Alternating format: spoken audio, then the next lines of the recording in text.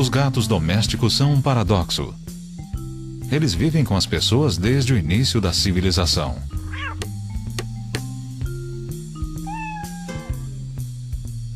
Mas tornaram-se domésticos sem perder a sua felinidade, a sua independência e sua capacidade de viver sem nós. Porém, é óbvio que eles gostam de gente e que muita gente gosta deles. Gatos e pessoas vivem em parceria.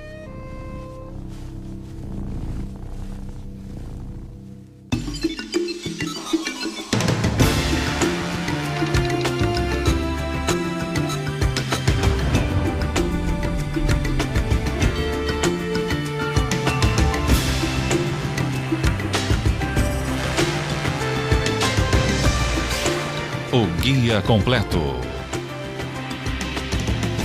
Gatos domésticos. E é uma parceria que pode começar na juventude.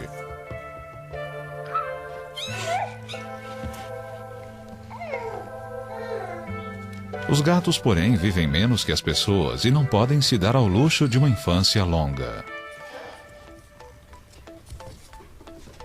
Um bebê de 6 semanas, a mesma idade desses gatinhos, não consegue correr, pular e explorar.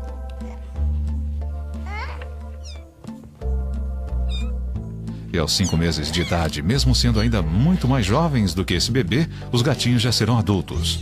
Mas por enquanto, a vida é cheia de aventuras.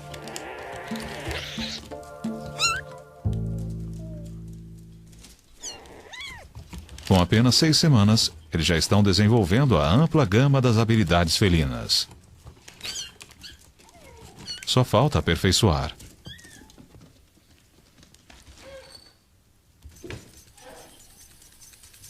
Os brinquedos mais simples podem ser educacionais, ensinando, por exemplo, a caçar.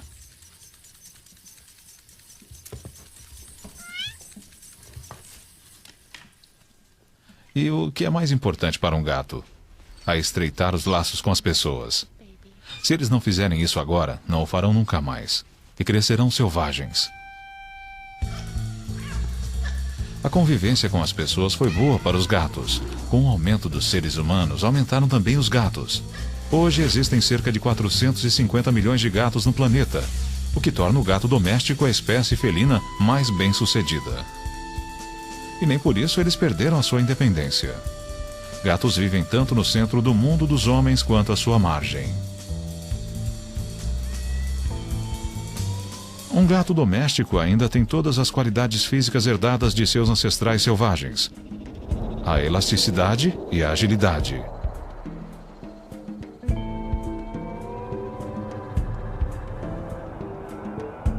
A capacidade de não se ferir quando cai, usando o reflexo de endireitar-se. É a valiosa habilidade de girar no ar e aterrissar, em segurança, sobre as patas acolchoadas.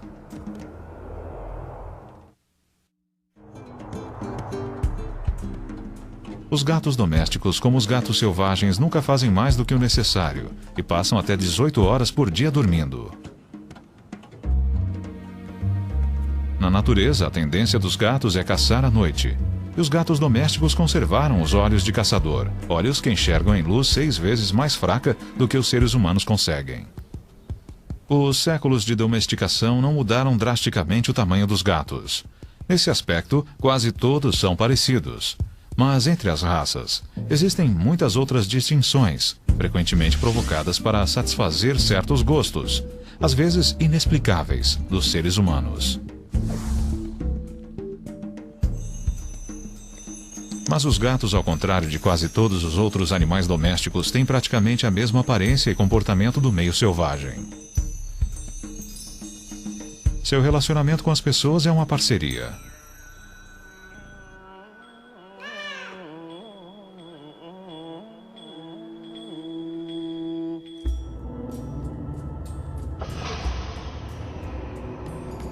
Uma parceria que remonta a quase 4.000 anos, a uma das primeiras civilizações do planeta, o Antigo Egito.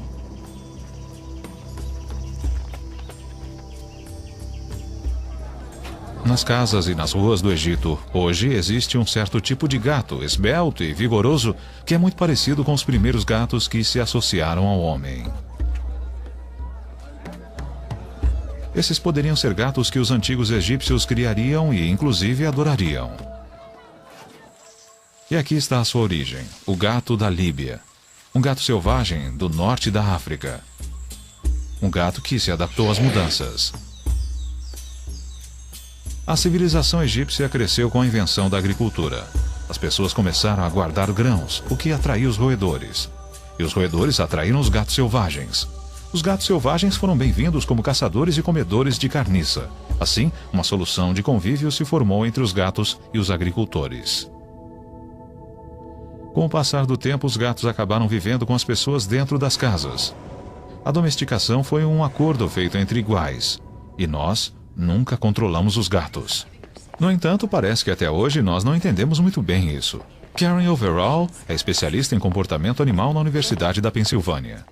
Nós não entendemos os gatos, o que é interessante, porque eles vivem com as civilizações humanas há milhares de anos. E parte do problema é que nós não domesticamos, entre aspas, ou desenvolvemos o gato como animal doméstico, como fizemos com o cão. Nós deixamos que eles ficassem conosco porque eles eram ótimos caçadores. Eles liquidavam os roedores e, portanto, controlavam as doenças. A peste negra foi extremamente limitada em algumas áreas porque os gatos matavam os ratos que carregavam as pulgas portadoras da doença. E nós queríamos que os gatos ficassem conosco, mantendo esse tipo de relacionamento sem toque. Mas nós nunca realmente trabalhamos e domesticamos os gatos para comportamentos específicos. Você não vê um gato conduzindo o gado como um border collie. Você não vai ver um gato de cego. Eles são companheiros fantásticos, mas não creio que alguém queira realmente depender de um gato para esse tipo de coisa. Eles são extraordinariamente inteligentes e mantêm toda a sua felinidade. Eles são totalmente individualistas e não damos a eles o devido crédito por isso. Atualmente existem 37 variedades de felinos. E a primeira coisa que as pessoas reconhecem em qualquer uma delas é a felinidade característica. É o jeito de se mover. A tendência de viver e caçar sozinho.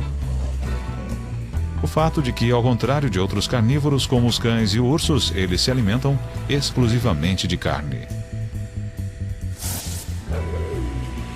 E as pessoas reconhecem essa felinidade porque os gatos convivem com elas. E são muitas vezes tão familiares quanto as outras pessoas.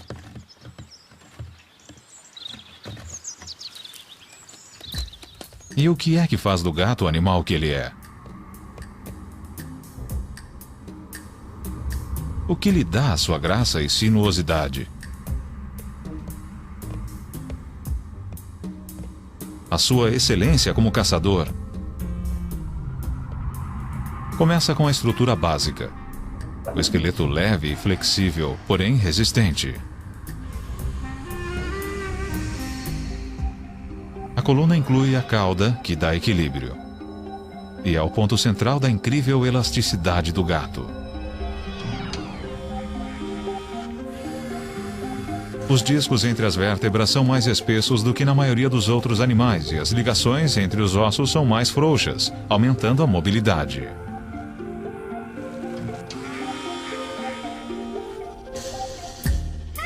Como um bailarino fazendo ponta, o gato anda nos dedos das patas.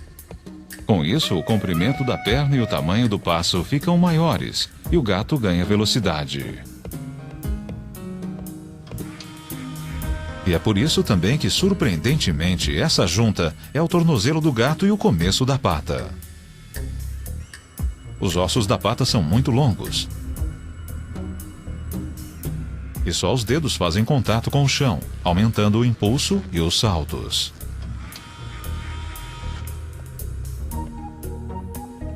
Parte do segredo da agilidade dos gatos está no desenho das suas espáduas. A clavícula fica livre e as omoplatas não estão ligadas ao esqueleto principal. Tudo se mantém unido através de ligamentos e músculos, permitindo que a espádua se mova livremente. E os músculos funcionam um pouco como molas. Eles são muito mais flexíveis do que os músculos da maioria dos mamíferos. Eles expandem e se contraem como elásticos, dando ao gato força para saltar várias vezes a sua altura.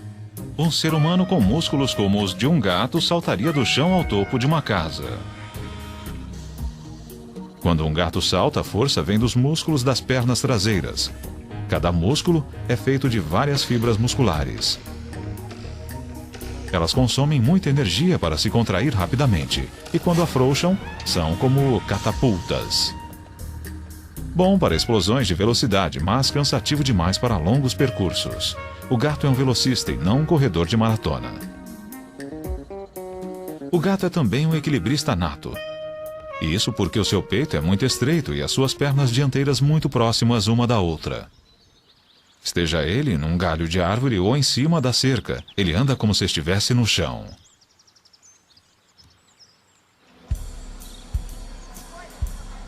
Desde que passaram a viver nas casas, os gatos nem sempre podem exercitar os seus talentos.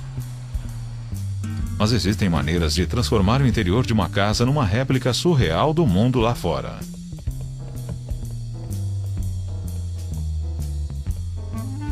Este é o mundo que pertence a Molly, Little Jimmy, Bernard, Tom, Frank e mais 4 gatos. Como a maioria, você começa com 2 gatos. E naquela altura nós achamos que 2 era uma família perfeita. Mas uma coisa literalmente levou a outra e agora nós temos 9. E 9 gatos para nós parece normal. Nós constatamos logo no começo que quando saíamos todo dia para trabalhar, os gatos ficavam na casa. E percebemos que, se posse é 90% da propriedade, a casa na verdade era deles. Então resolvemos facilitar as coisas para os usuários, no caso os gatos. Uma coisa que nós sabemos sobre os gatos é que eles gostam de subir e andar sobre as coisas. Os gatos gostam mesmo das alturas. Eles adoram nos olhar de cima. E agora nós temos cerca de 40 metros de passarela chegando a quase todos os cômodos. E onde nós estamos, eles estão. Como foi o seu dia hoje, Tom? Oi, Frank. Frank visita a esposa de Bob, Frances, enquanto Tom recebe toda a sua atenção. Mas por pouco tempo.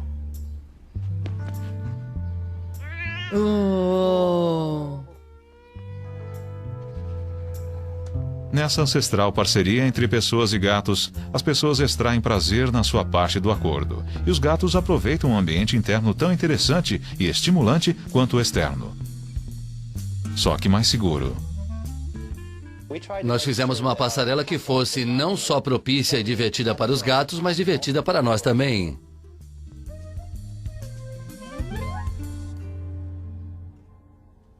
Um outro requisito para a parceria com os gatos foi que esses animais essencialmente solitários aprendessem a viver uns com os outros.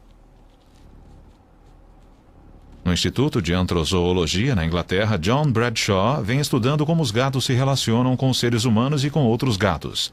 Seu laboratório é o lar de 11 gatos que vivem num grupo coeso. Os gatos são frequentemente descritos como egoístas em contraste com o cão, que é um animal muito mais leal. Mas eu não creio que os gatos tenham um conceito de lealdade. Eles veem a sua interação com as pessoas como uma parceria entre iguais, em vez de um relacionamento de subserviência. É claro que eles também são sociáveis. Eu acho que nós subestimamos os gatos nesse aspecto. Eles são muito sociáveis com as pessoas e podem ser sociáveis com outros gatos quando crescem no ambiente certo. Um estudo famoso sobre gatos criados soltos em fazenda, feito em 1977 pelo biólogo de Oxford, David MacDonald, mostrou quanto os gatos podem ser sociáveis. A equipe do professor MacDonald colocou radiotransmissores em 4 gatos e os acompanhou durante 1 ano. Praticamente todos os movimentos dos gatos foram registrados. Eram 3 fêmeas e 1 macho. MacDonald constatou que as fêmeas permaneceram perto da fazenda, num grupo íntimo e amigável. O macho passava 2/3 de seu tempo longe, perambulando, farreando e caçando ratos. Mas ele sempre voltava para casa. O ponto alto do estudo foi quando a equipe testemunhou uma fêmea ajudando outra a dar à luz. Ela agia como parteira, inclusive na hora de cortar o cordão umbilical. Mais tarde, as duas partilharam um abrigo e cuidaram das crias uma da outra. Esse foi o primeiro registro científico de uma cooperação tão íntima entre gatos domésticos semi-selvagens e provou que, deixados à vontade, eles podem ser animais muito sociáveis.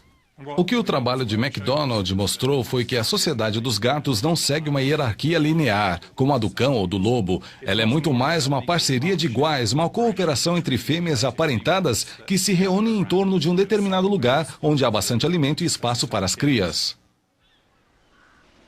As técnicas modernas de controle de pragas estão levando os gatos de trabalho, os rateiros, ao desemprego. Mas ainda existem muitos lugares no mundo onde gatos semi-selvagens vivem juntos. Na ilha italiana de Stromboli, esses gatos estão em toda parte. Aqui os gatos raramente são bichos de estimação, mas há pessoas bondosas que cuidam deles e os alimentam. Uma delas é a senhora Ushi, do vilarejo de Ginostra. Há mais de 40 anos ela alimenta uma colônia que está sempre mudando. Os grupos de gatos existem onde as pessoas fornecem grandes quantidades de alimento e elas podem fazer isso os alimentando deliberadamente ou acidentalmente deixando, por exemplo, comida do lado de fora dos restaurantes. Quando os gatos percebem que ali é uma fonte regular de alimento, eles se reúnem à sua volta e começam a formar uma colônia. E essas colônias são chances maravilhosas para se estudar o comportamento dos gatos, porque tudo acontece numa área restrita que nós podemos observar. Caso contrário, eles se espalham demais e fica bem mais difícil. Para os gatos, a convivência social implica em coisas com as quais seus ancestrais selvagens não se preocupavam. Por exemplo, a comunicação constante.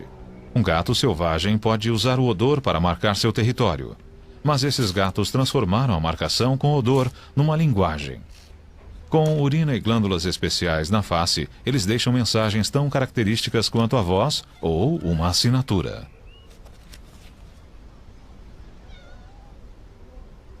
O olfato é altamente desenvolvido nos gatos. A membrana mucosa do focinho dos gatos, onde os cheiros são impressos, tem 2 vezes a área do seu correspondente humano. E logo abaixo há um segundo detetor de cheiros, o órgão de Jacobson. O gato aspira o ar pela boca e suas células especiais analisam as partículas. E o cheiro não é seu único meio de comunicação. Os gatos também se esfregam. Acreditamos que é um sinal muito importante na sociedade dos gatos e no relacionamento gato-ser humano. Os gatos tendem a se esfregar em outros gatos que são um pouco maiores ou mais ferozes. As fêmeas tendem a se esfregar no macho que elas queiram. Quando se esfregam em nós, eles estão reconhecendo que somos mais fortes. Não superiores, mas um pouco maiores. Eles mostram algum tipo de deferência para reconhecer que somos maiores, mas eles ainda querem ser amigáveis. E há o ronronar. O ronronar parece que é o convite a algum tipo de atração e também ao contato físico. Os gatos ronronam quando estão satisfeitos e querem a companhia de outro gato ou do dono, ou quando estão com muita dor. Por exemplo, um gato atropelado. Parece bizarro porque as pessoas associam ronronar com prazer, mas não se trata de prazer, e sim de querer atenção. Eles estão tentando conseguir ajuda naquela situação em particular. O gato ronrona vibrando as cordas vocais externas e parece que cada gato tem uma frequência específica. Uma das coisas que nós descobrimos observando os gatos nas fazendas e em outros lugares é que eles são bem quietos. A menos que haja uma briga ou alguma coisa acontecendo, os gatos não fazem muito barulho. Uma das coisas que eles menos fazem é miar. E nós achamos que isso acontece porque o gato aprende a miar. Ele aprende que o ser humano responde bem a vocalizações. Nós somos uma espécie conversadora, por assim dizer. E, portanto, um gato descobre que a melhor maneira de conseguir a atenção do dono é fazendo barulho. Feito isso, ele indica usando algum tipo de linguagem corporal o que é que ele quer, comer, sair ou o que for. Os gatos têm os mesmos sentidos que os seres humanos, mas eles funcionam de maneiras diferentes. Os sentidos de um gato evoluíram principalmente para ajudá-lo a caçar. Mesmo um gato de vida mansa, como o mango, tem todas aquelas percepções aguçadas de caçador. Por exemplo, os olhos na frente da cabeça. Quando o mango olha para alguma coisa, cada olho capta uma imagem ligeiramente descentralizada. O cérebro faz a centralização, gerando uma imagem tridimensional.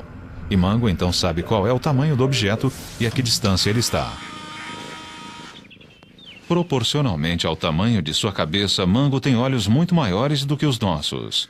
Eles recebem mais luz, e ele enxerga tão bem na semi-escuridão quanto em pleno dia.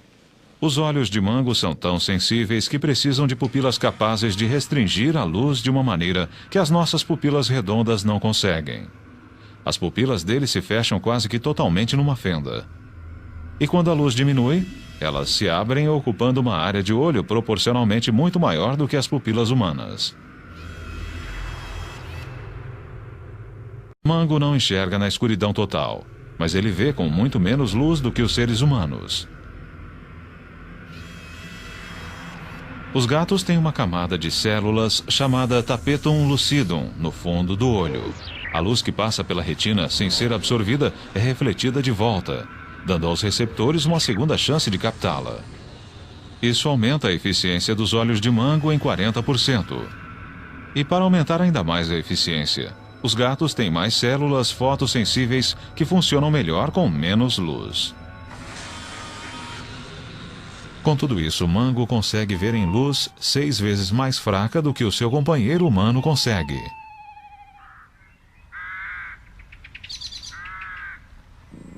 Mas os gatos não são melhores que os humanos em tudo.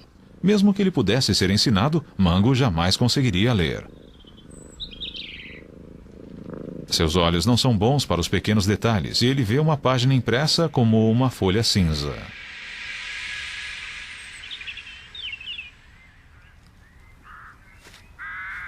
Um gato enxerga o mundo mais ou menos como alguém que perdeu os óculos.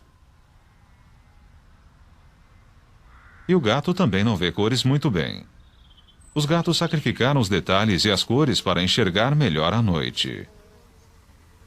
O mundo de cores dos gatos é desbotado. Eles enxergam um pouco de amarelo, de verde e de azul. Mas algumas cores, como o vermelho, eles veem como cinza ou preto.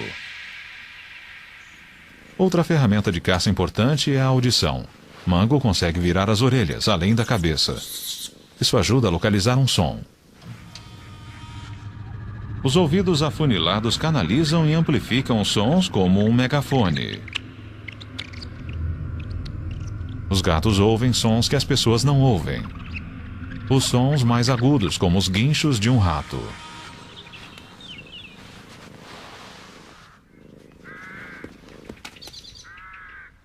E quando um gato ouve um guincho, ele tem que saber exatamente de onde ele veio. Conforme a intensidade relativa do som em cada ouvido, o gato automaticamente vira a cabeça na direção certa. Os gatos também são muito bons para detectar movimentos, mas quando se aproximam da presa, eles precisam usar o sentido do tato. Esse tipo de jogo dá a Mango a chance de exercitar a rotina de uma caçada. Ele usa até os bigodes para sentir a pena. 3 vezes mais grossos do que os outros pelos do gato, os fios do bigode, ou vibriças, descem a uma profundidade 3 vezes maior na pele e têm células sensíveis na base. Elas dão ao cérebro as mínimas informações sobre qualquer coisa que a vibriça toque. As patas da frente também são super sensíveis e servem para explorar coisas novas e testar alimentos. As almofadas das patas sentem a velocidade do que passa sobre elas. A informação vai das patas ao cérebro com velocidade de corrente elétrica. Um gato consegue aprender muito sobre alguma coisa simplesmente alisando ou tocando de leve. Os sentidos dos gatos foram aperfeiçoados para caçar, mas eles também são úteis no acasalamento. Quando uma fêmea está pronta para procriar, ela libera odores que são percebidos pelo órgão de Jacobson no nariz do macho.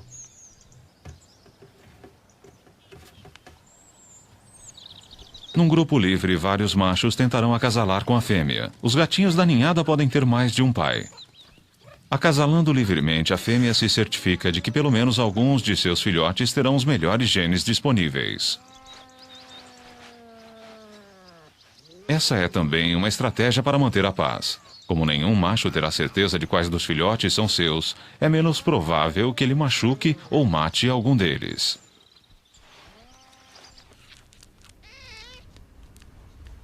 Os gatinhos nascem totalmente vulneráveis.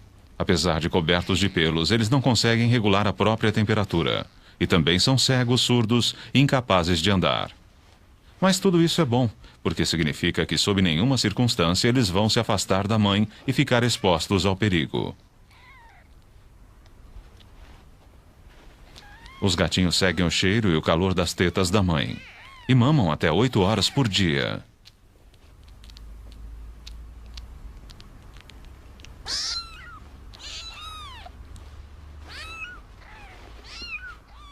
Quando não estão mamando, só há uma outra coisa que eles podem fazer: dormir.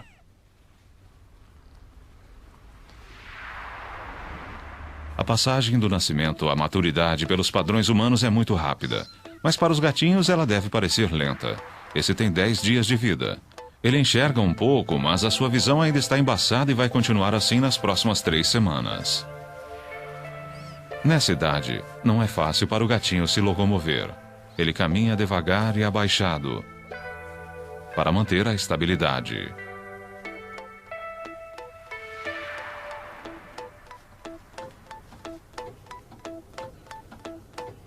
Com 3 semanas, o gatinho já está de pé e andando, embora ainda um pouco trêmulo. Ele ainda não caminha na ponta dos pés, como um gato adulto. É uma postura que leva algum tempo para ser aperfeiçoada. Mas, ganhando confiança a cada dia, os filhotes demonstram a necessidade crescente de explorar e brincar. Uma semana mais tarde, a brincadeira está mais animada. Já límpida, a visão é melhor e os gatinhos começam a usar a cauda para ganhar equilíbrio. Com 5 semanas, o gatinho começa a controlar a maior parte das coisas que fazem dele um gato. Seu andar já é mais como o de um gato. Sua audição direcional começa a funcionar. E a visão melhora a cada dia.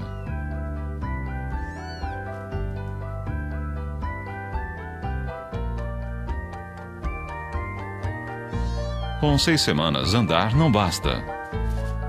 As brincadeiras e a limpeza estão se desenvolvendo.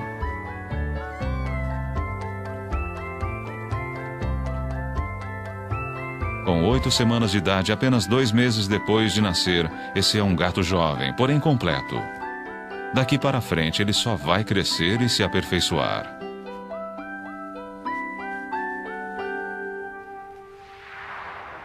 O padrão de desenvolvimento é praticamente o mesmo para todos os tipos de felinos. Mas os gatos domésticos têm mais um aprendizado importante.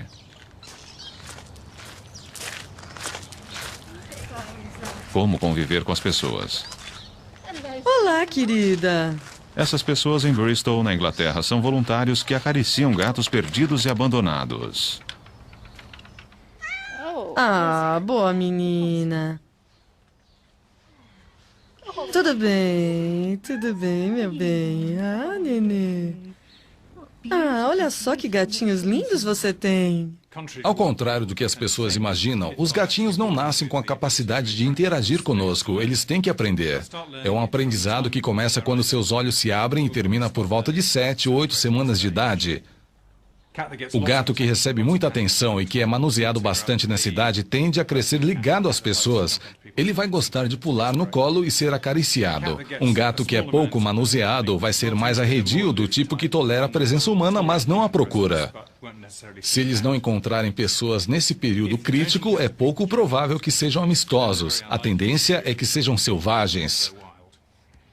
Gatinhos de rua que não são acariciados nunca terão essa vida. A voluntária Dawn England. Nós procuramos colocá-los num ambiente o mais parecido possível com uma casa, com cortinas, tapetes e cadeiras. Assim, quando eles forem para uma casa, não vão ficar desconcertados e saberão o que esperar. A intenção é que os gatinhos sejam fáceis de lidar. É claro que as pessoas nos dizem como eles são bons gatos, bem domesticados, e é isso que nós queremos.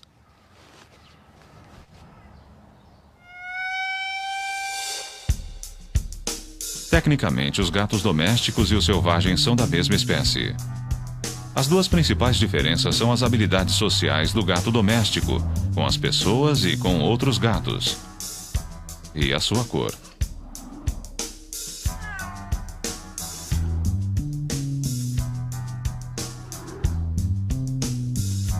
O gato doméstico não precisa de camuflagem. E livre desse requisito, o pelo rajado dos ancestrais, conhecido como tabby, deu lugar a quase todos os padrões e cores que um animal pode ter.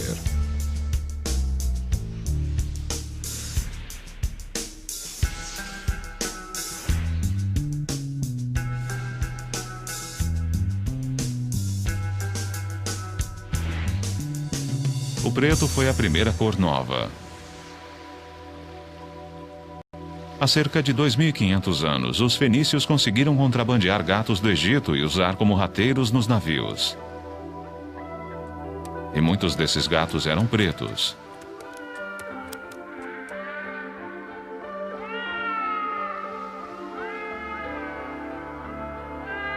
Negociando pelo Mediterrâneo, os fenícios montaram colônias em vários lugares, como Cartago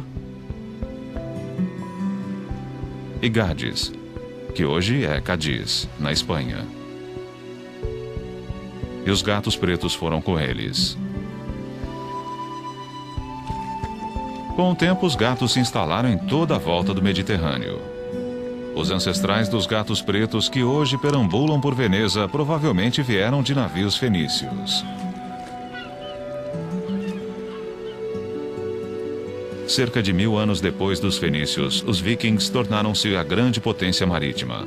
Seus navios também tinham gatos, mas eles preferiam red tabbies, de listras avermelhadas. Essa é uma cor que parece ter surgido na antiga Turquia. Com os navegantes vikings, os red tabbies subiram e desceram os rios da Europa e chegaram até a sua Escandinávia natal.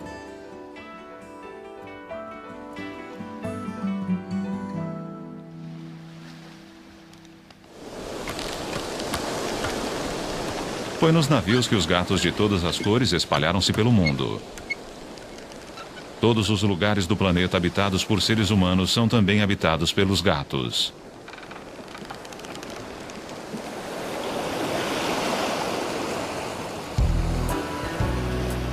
E onde os gatos foram à Terra, sua vida misturou-se à nossa. Esta é Miami, na Flórida, a sede de uma das exposições de gatos mais chiques dos Estados Unidos. Esses não são gatos domésticos criados ao acaso. São gatos de raça, concorrentes caros, trazidos aqui para ganhar prestígio e prêmios para os donos.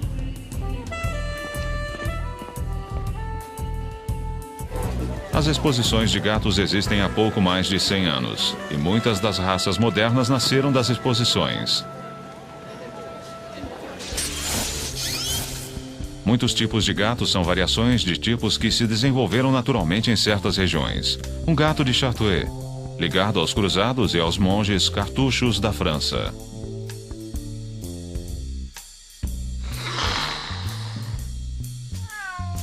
O Angorá, que remonta à antiga Turquia. De lá para cá ele mudou pouco e deu origem ao peludo gato persa.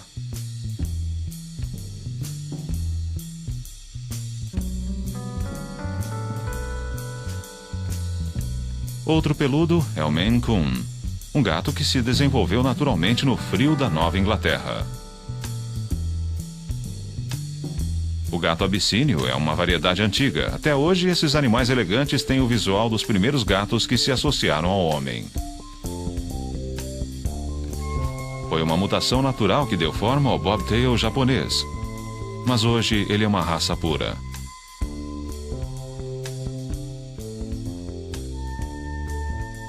O Ossecat machetado parece um gato selvagem, mas ele foi criado para ter essa aparência.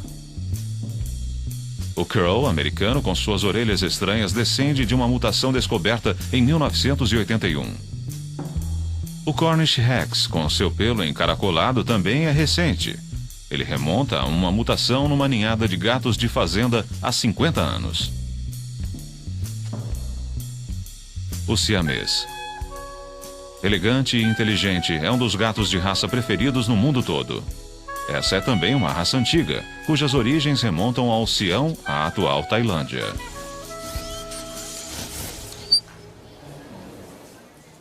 Um dos gatos mais divertidos que eu tive o prazer de tratar neste fim de semana foi esta Tabby Marrom. O que eu mais gostei nesta gata foi a fantástica harmonia da cabeça, o focinho curto, o crânio arredondado e a expressão linda, linda, mesmo que ela esteja um pouco para o selvagem. Campeã da exposição, melhor gato da exposição! Os gatos são diferentes de todos os outros animais domésticos porque eles não são criados para um propósito particular, apenas para satisfazer os vários gostos humanos. E quando mudam os gostos, mudam os gatos. Uma exposição de gatos há pouco mais de 40 anos e um gato persa inscrito. Um gato persa inscrito hoje. Dita moda que agora os gatos persas não precisam de focinho. E no processo de achatar o focinho, os criadores acabaram obtendo um animal com dutos lacrimais distorcidos e olhos que choram sem parar. O siamês atual, uma tentativa de recriar o que os ocidentais consideram um visual oriental. Um animal magro e frágil, com problemas de saúde e reprodução. Há 40 anos, um concorrente siamês era mais parrudo do que os de hoje, mas ainda era mais elegante e exótico do que os gatos comuns. Outras variações modernas do siamês. A face não é mais redonda, é triangular. E eis o triunfo da arte dos criadores. O Sphinx, um gato sem pelos. Mas esses são os aristocratas no mundo dos gatos. Longe da aristocracia felina de Miami existem gatos assim. Gatos de rua.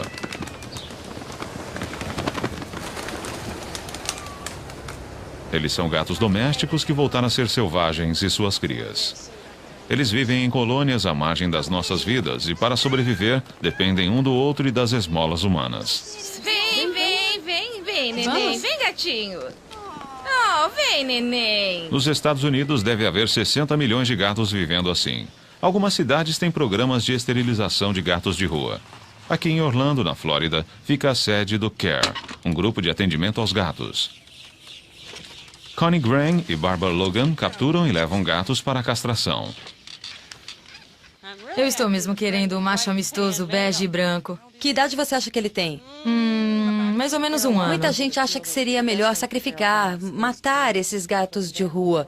E é isso que vem sendo feito há anos. O grande problema é que isso não funciona. Existem mais gatos de rua do que nunca por aí. Ninguém sabe quantos. É impossível contar. Mas as estimativas são de milhões, dezenas de milhões. Esses gatos eram os bichos de estimação de alguém. E as pessoas se mudaram e os deixaram para trás, não quiseram mais. Se cansaram deles e os jogaram em algum lugar. E os gatos que não foram castrados ou esterilizados acabam encontrando outros gatos também férteis e começam a procriar. E o que começa com 1, 2 gatos, de repente é uma colônia de 20, 40. Numa área em que foram postas armadilhas para o nosso programa, foram pegos mais de 80 gatos, numa única área, o que é incrível. Em teoria, uma gata pode gerar milhares de descendentes. É claro que causas naturais impedem que isso aconteça, mas para todos seria melhor que as gatas de rua não procriassem nunca. Os gatos nem sempre são animais fáceis de se apanhar. Mas em Orlando, em todo o condado de Orange, organizações como a CARE apanham quantos puderem.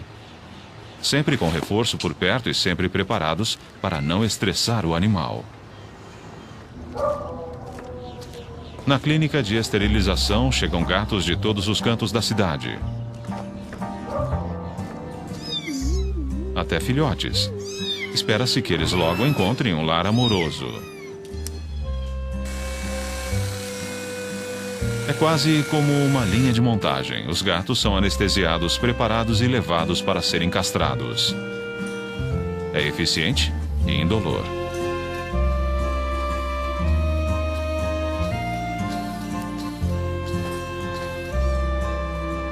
Muitos são soltos no mesmo dia, mas outros ficam em observação até o dia seguinte, para se ter certeza de que estão bem e de que a anestesia perdeu o efeito. A maioria volta para a colônia de onde veio e continua sua vidinha. Você está em casa, pequenino. Sabe onde está? Voluntários fazem visitas periódicas e levam comida.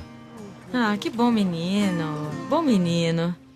Se nós ajudarmos um pouquinho, esterilizando e vacinando contra algumas doenças que eles podem pegar, eles terão uma chance muito melhor de viver uma vida normal e, inclusive, longa. Nós não acreditamos que mortos eles estariam melhor. A vida é preciosa e a morte é uma coisa que todos temos que enfrentar. Mas a morte desnecessária é uma coisa que queremos evitar. Provavelmente não haveria tantos gatos de rua se as pessoas entendessem melhor os gatos e o que é preciso para tê-los.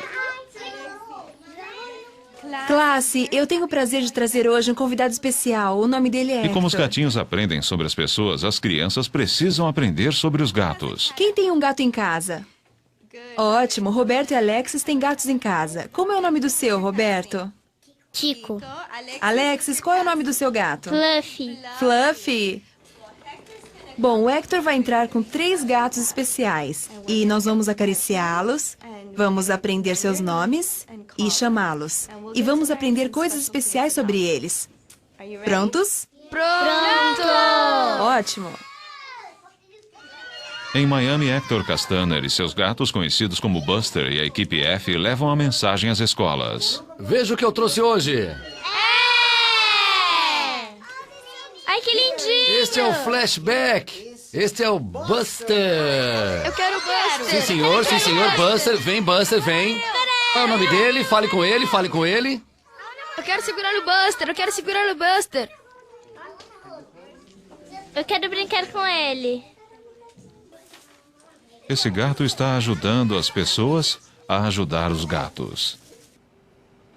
E existem gatos que ajudam pessoas a ajudar pessoas. Marilyn, acho que encontrei as amostras que estávamos procurando dos guepardos do norte da África. Que bom! Stephen O'Brien, do Instituto Nacional do Câncer.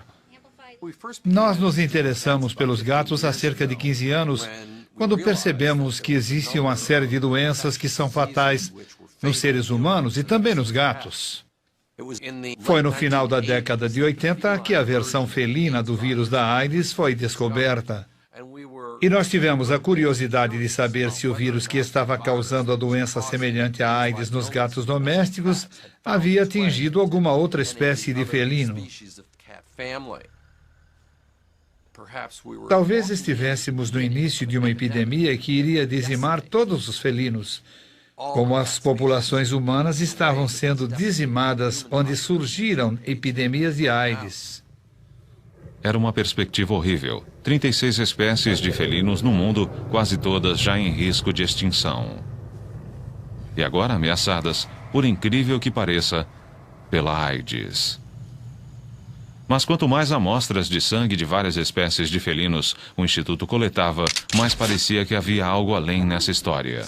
O que nós descobrimos foi exatamente o que não esperávamos, ou seja, que virtualmente todas as espécies de felinos do planeta tinham algum nível de infecção e exposição à versão do vírus que causa a AIDS no gato doméstico. Mas a diferença é que esses felinos, os felinos selvagens, pelo menos os que examinamos, não estavam adoecendo. Eles não desenvolveram a deficiência imunológica e isso era um mistério. O que aconteceu com alguns desses felinos foi que eles desenvolveram defesas genéticas contra uma doença fatal, como o vírus da AIDS. E entender isso nesses felinos pode nos levar a descobrir um tipo semelhante de mecanismo genético natural nos seres humanos. Como companheiros, gatos e seres humanos têm uma história de talvez 4.000 anos. Mas nessa ligação há muito mais do que companheirismo. Ambos são mamíferos e ambos têm uma herança genética comum. Será que os gatos vão ajudar a revelar uma cura genética para a AIDS humana?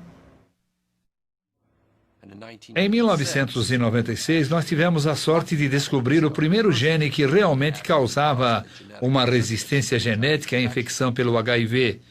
E isso nos levou a uma meta, por assim dizer, de novos remédios que imitem os efeitos dessa resistência genética natural a uma doença infecciosa fatal.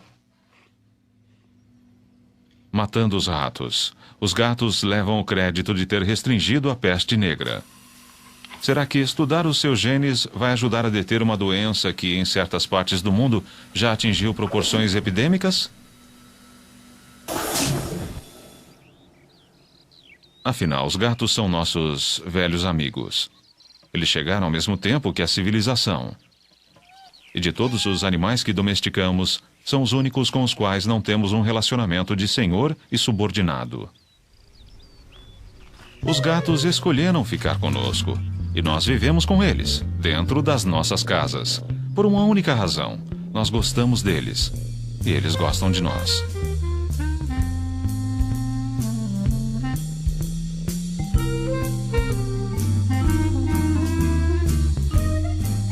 Versão brasileira DPN Santos.